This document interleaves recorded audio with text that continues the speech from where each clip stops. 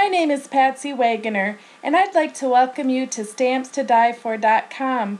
I'm an independent Stampin' Up! Demonstrator and have been for almost 15 years now, and I love sharing what I do and sharing it with you. I hope you'll enjoy this week's technique. This week's technique is emerging colors. It's a really fun technique. While you're doing it, it looks a little scary and icky, but just hang in till the end and you're going to end up with a great end project or product.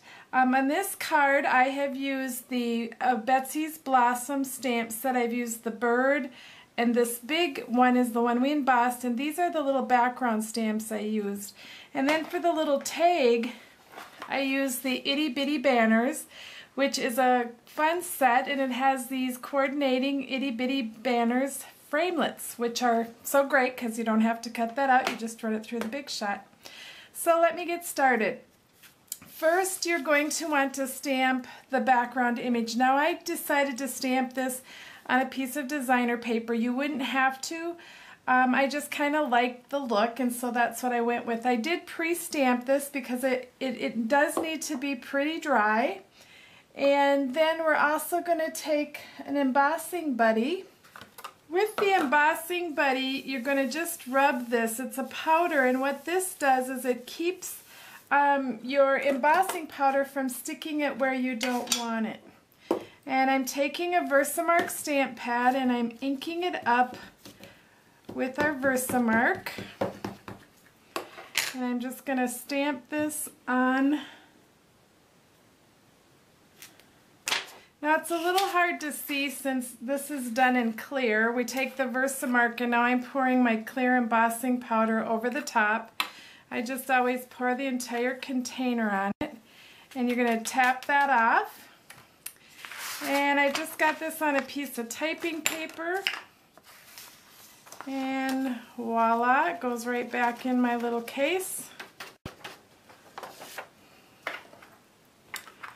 And then we're going to emboss it. Now, as I show you how to emboss this, I don't think it's going to show up on the camera, but we'll give it a try. The only difference it makes is that this flower is going to become very shiny. You don't want to overheat it, but it's very easy in person to tell when you're done. I don't know, can you see it starting to shine up there? And you just want to keep moving your embossing tool, your heat tool. Like I said, I'm not sure if that's going to show up in the camera or not. I'm going to move it just a little bit to see if it does. Then, I'm putting a new piece down. Now, this is going to look really murky and icky, but I really did like the final product. But when I started out, I thought, oh, I'm not even sure I'm going to show you this technique because in the middle of it, it always looks horrible. Even now when I did it again, I was like, oh, that looks awful.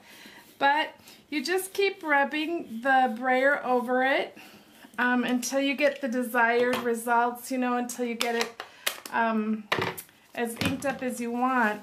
And then I take a paper towel or a tissue and I just rub off the extra ink.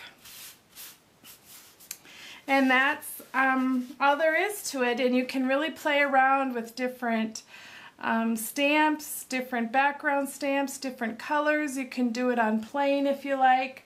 Here is again the final project, and I hope you enjoyed this week's emerging colors, and don't forget to stop by www.StampsToDieFor.com to pick up your free little page tutorial where you can make your own sample and put it on the page, and also you can download a free measurement and supply list with all the measurements for today's project.